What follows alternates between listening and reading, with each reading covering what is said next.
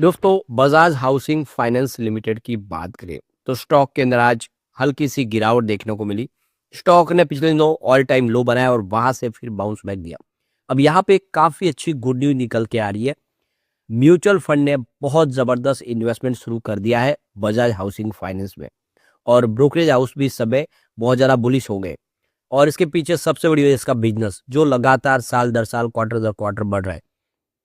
Company अपना portfolio बढ़ा रही है और हाउसिंग सेक्टर की ये सबसे बड़ी मार्केट की लिस्ट का होने वाली कंपनी है, जिसमें आप देखें मार्केट शेयर के हिसाब से सबसे बड़ी कंपनी है। ऐसे में आगे की क्या संभावना बन रही है उसको समझने की कोशिश करेंगे इस वीडियो के माध्यम से। लेकिन फ्रेंड्स, उससे पहले अगर आप पहली बार हमारे चैनल पे आए तो चैनल को सब्सक्राइब कर दीजिए, एक बेल आइकॉन दबा दीजिए ताकि जब भी नया वीडियो बने पहला नोटिफिकेशन आपको मिले। वीडियो पसंद आए तो लाइक से जरूर कीजिए। चलो फ्रेंड्स, वीडियो स्टार्ट करते हैं। मैं हूं आपका दोस्त एस बी दवे और हमारे अपने चैनल ऑनलाइन कमाई में आपका बहुत बहुत स्वागत है। सबसे पहले बजाज हाउसिंग फाइनेंस लिमिटेड के कारोबार की बात करूं, 95.83 पर क्लोजिंग देखने को मिली, जहाँ पे 0.42% के आसपास की गिरावट थी। और आप देखो कि यह स्टॉक काफ़ी नीचे भी आ गया। इसने 92 का इंट्राडे में एक लो भी बना दिया था अभी पिछले दिनों। वहाँ से स्टॉक फिर थोड़ा सा बेहतर हुआ है। तो देखो कि शुरुआत तो हल्की सी पॉजिटिव हुई, 96.40 पर क्लोजिंग 96.23 पर थी अगले दिन की। इंट्राडे में 96.5 का हाई भी बन गया, लेकिन फिर बिग वाली का थोड़ा दबाव है जिसकी वजह से ये 95 पर फिर स्टॉक आ गया। लेकिन ये अच्छी बात है कि 92 से 96 तक फिर पहुंचा है स्टॉक। तो इसकी परफॉर्मेंस अगर आप देखें तो यहाँ पे 117 इसका 3 मंथ का हाई है। वहाँ से स्टॉक नीचे आ गया काफ़ी। 1 ईयर का इसका 142 का है, जबकि 3 ईयर का हाई यानी आईपीओ के बाद 188 तक चला गया था। काफ़ी अच्छी दौड़ लगाई थी 2-4 दिनों में ही। फिर इसके बाद गिरावट का सिलसिला शुरू हुआ। नतीजा ये है कि इसने अभी ऑल टाइम लो बनाया 92.10 का। यहाँ से स्टॉक देखें तो फिर एक बाउंस बैक की तरफ बढ़ा, आज 92 से 96 तक फिर पहुंचा है। यानी लग रहा है कि यहाँ पे अब अच्छी संभावना फिर बनेगी। यहाँ पे फिलहाल स्टॉक देखो तो काफ़ी दबाव में, क्योंकि इस समय ये 5 day, 10 day, 20 day, 30 day, 50 day, 100 day, 150 और 200 डेज के मूविंग एवरेज से नीचे बिलो में ट्रेड कर रहा है। आप समझ सकते हो ये स्टॉक काफ़ी वीक है। इसका जो 14 डे का जो रिलेटिव जो स्ट्रेंथ इंडेक्स यानी आरएसआई वो 53.89 पर है। अगर आरएसआई 30 से बिलो होता है तो वो ओवरसोल्ड जोन में आ जाता है, और अगर 70 से ऊपर तो ओवरबॉट जोन में जाता है। फिलहाल स्टॉक न ओवरसोल्ड जोन में है, न ही ओवरबॉट जोन में है। तो आप देख सकते हो, तो आप देख सकते हो कि काफ़ी बड़ी गिरावट के बाद जो मार्केट एक्सपर्ट है वो कह रहे हैं कि स्टॉक को एक्यूमुलेट करना चाहिए इस लेवल पे, क्योंकि करंट लेवल इसका बहुत ज़्यादा अट्रैक्टिव हो चुका है।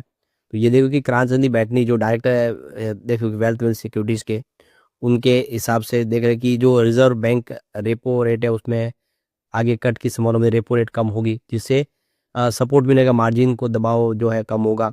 तो हाउसिंग सेक्टर में एक अच्छी संभावना बनेगी। काफ़ी सारे नए हाउसिंग फाइनेंस लोन शुरू हो सकते हैं। तो रेपो रेट का असर, यहाँ पे कट का असर बेनिफिट होगा इस सेक्टर को। तो बजाय हाउसिंग फाइनेंस को इसका एक बड़ा फ़ायदा डेफिनेटली देखने को मिलेगा। स्टॉक काफ़ी ज़्यादा नीचे आ गया है, तो यहाँ से एक्यूमुलेट की उम्मीद बनती है। और रवि सिंह जो चीफ रिसर्च एनालिस्ट है मास्टर ट्रस्ट के, उनका कहना भी है कि स्टॉक को होल्ड करना चाहिए और यहाँ पे ऐड भी किया जा सकता है, क्योंकि स्टॉक यहाँ पे एक अट्रैक्टिव लेवल पे आ चुका है। तो बजाज हाउसिंग फाइनेंस में देखो मॉर्गेज प्रोडक्ट के ऊपर खास फोकस करें कंपनी। आप देखिए इससे इनका बिजनेस में एक अच्छी संभावना बनती है। फाइनेंशियल 2018 से इन्होंने मॉर्गेज बिजनेस में एंट्री कर ली है। तो यहाँ पे इससे जो मार्केट शेयर इस समय देखें तो 2023 से 25 के बीच में 23% की ग्रोथ दिखा रहा है। तो हाउसिंग फाइनेंस लोन सेगमेंट में इसका काफ़ी बड़ा मार्केट शेयर है और लगातार बढ़ भी रहा है। ऐसे में हम कह सकते हैं बजाय हाउसिंग फाइनेंस आने वाले समय काफ़ी अच्छा कर सकता है। और मार्केट एक्सपर्ट भी इस समय इसको लेकर उम्मीद है कि वो बजाय हाउसिंग फाइनेंस का मार्केट शेयर और बढ़ेगा। अब हमारे पास नवंबर महीने के म्यूचुअल फंड के लेटेस्ट आंकड़े भी आ चुके हैं। नवंबर महीने में आप देख सकते हो कि बजाज हाउसिंग फाइनेंस लिमिटेड में जम के खरीदारी शुरू हो चुकी है। तो ये देखिए म्यूचुअल फंड ने बहुत सारा निवेश किया, करीब 43 म्यूचुअल फंड ने यहाँ पे देख सकते हो कि एंट्री कर लिया है स्टॉक के अंदर, उनका निवेश बढ़ गया है। तो ये क्लियर सिग्नल है कि अब म्यूचुअल फंड ने इस गिरावट का फायदा उठा के खरीदारी शुरू कर दी है। वैसे कुछ म्यूचुअल फंड है जिन्होंने बिकवाली भी की, उनकी संख्या काफ़ी कम है, मात्र 9। तो 9 म्यूचुअल फंड ने यहाँ पे अगर एग्जिट लिया है तो यहाँ पे एंट्री करने वाले म्यूचुअल फंड 43 है। ये क्लियर सिग्नल है कि बहुत सारा निवेश यहाँ पे शुरू हो चुका है और इस गिरावट का पूरा फायदा उठाया जा रहा है। तो यहाँ पे करीब 14,49,549 शेयरों की अदला बदली हुई है नवंबर महीने में, तो इससे एक शुभ संकेत गिन सकते हैं हम। तो एक बार देख ले कौन से म्यूचुअल फंड यहाँ पे निवेश किया, तो देख सकते हो कि यहाँ पे Nippon India ETF Nifty 50 junior ने यहाँ पे 29.34 करोड़ का एयूम किया है। फिर ICICI prudential Nifty next 50 ETF ने 8.20 करोड़ का एयूम किया। ICICI prudential Nifty next 50 index ने 34.51 करोड़ का एयूम किया है। यूटीआई निफ्टी नेक्स्ट 50 इंडेक्स पर ने 25.22 करोड़ का एयूम किया है। एसबीआई निफ्टी नेक्स्ट 50 ETF ने 11.44 करोड़ का एयूम किया है। और भी बहुत सारे म्यूचुअल फंड है जिनका निवेश है, जिसमें यूटीआई है, कोटक का, एचडीएफसी और जियो ब्लैक रॉक, कोटक, इस तरह से बहुत सारे म्यूचुअल फंड ने निवेश किया है, जो एक तरह से कह सकते हैं कि यहाँ पे अब निवेश शुरू हो चुका है और जम के खरीदारी कर रहे हैं। निवेशक के लिए एक अच्छी संभावना बने क्योंकि बड़े फंड हाउस का रुझान पॉजिटिव हो चुका है। फंडामेंटल इसके बहुत अच्छी है। मार्केट कैप 80,199 करोड़ के आसपास है। इसका पी रेशियो 34.01 का है और इसका पीबी रेशियो 3.79 का है, जबकि इंडस्ट्रीज का पी रेशियो 25.87 है, यानी इंडस्ट्रीज के पी रेशियो के मुकाबले इसका थोड़ा सा पी रेशियो हाई है। डेट टू इक्विटी रेशियो 4.44 का है और आरओई इसका 11.15% है, जबकि ईपीएस इसका 2.83 का है। और फिलहाल डिविडेंड कंपनी ने दिया नहीं है। बुक वैल्यू इसकी 25.42 की है और फेस वैल्यू 10, तो फंडामेंटल काफ़ी अच्छे है। अब कंपनी के रेवेन्यू की बात करूँ, पिछले एक साल में काफ़ी तेज़ी से बढ़ा। सितंबर 2024 में 2421 करोड़ 10 करोड़ के आसपास का इसका रेवेन्यू था, जो सितंबर 2025 में 2755 करोड़ तक पहुंचा है। और सबसे अच्छी बात है कि हर क्वार्टर में लगातार रेवेन्यू बढ़ ही रहा है।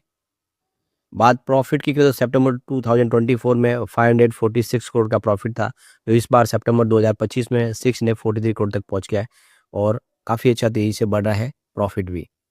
अब साल दर साल के हिसाब से देखें तो प्रॉफिट में ज़बरदस्त जंप देखने को मिला। 2021 में 3155 करोड़ के आसपास का प्रॉफिट था, जो लगातार बढ़ते हुए 2025 में 9576 करोड़ तक पहुंच गया है और ग्राफ है कि लगातार हर साल बढ़ रहा है। ये आंकड़े वाकई उत्साहवर्धक है कंपनी के लिए। बात प्रॉफिट की कर ले तो 2021 में 453 करोड़ के आसपास का प्रॉफिट था, जो 2025 में 2163 करोड़ तक पहुंच गया है। लगभग 4 गुना प्रॉफिट बढ़ा है और आप क्लियरली देखिए ये ग्राफ किस तरह से बढ़ रहा है। 700, फिर 1200, 1700, यानी हर साल प्रॉफिट ज़बरदस्त बढ़ रहा है। अब नेटवर्थ की बात करूँ, नेटवर्थ में भी ज़बरदस्त जंप है। 2021 में 6032 करोड़ का नेटवर्थ था, जो 2025 में 19,947 करोड़ तक पहुंच गया है। ये वाकई में कंपनी के सेहत को दिखा रहा है कि बहुत ज़बरदस्त तरीके से इसका आप देखें कामकाज बढ़ रहा है। सबसे जो बड़ी बात है कि अपने सेक्टर की ये नंबर 1 कंपनी है। आप देख सकते हो कि इसका नंबर 1 है मार्केट कैप के लिहाज से और 79,823 करोड़ का इसका मार्केट कैप है। पी रेशियो 33.81 का है। पीरामल फाइनेंस नंबर 2 पे है और इसका पी रेशियो इससे हाई है, 56.45 का है। 35,037 करोड़ का इसका मार्केट कैप है। इसके अलावा आप देखें तो यहाँ पे LIC हाउसिंग फाइनेंस नंबर 3 पे है और 5.32 का इसका पी रेशियो जो कम है। फिर PNB है उसके बाद में नंबर 4 पे, फिर आधार हाउसिंग फाइनेंस नंबर 5 है और एप्टेस वैल्यू नंबर 6 पे और 7 पे आवास फाइनेंस। पी रेशियो के मुकाबले में सबसे हाई अगर देखें तो पीरामल फाइनेंस का, उसके बाद में बजाज हाउसिंग फाइनेंस ही है। लेकिन बिजनेस देख के लग रहा है कि ये नंबर 1 कंपनी आने वाले समय काफ़ी अच्छा कर सकती है। लॉन्ग टर्म इन्वेस्टर के लिए एक अच्छी संभावना यहाँ पे दिखाई दे रही है।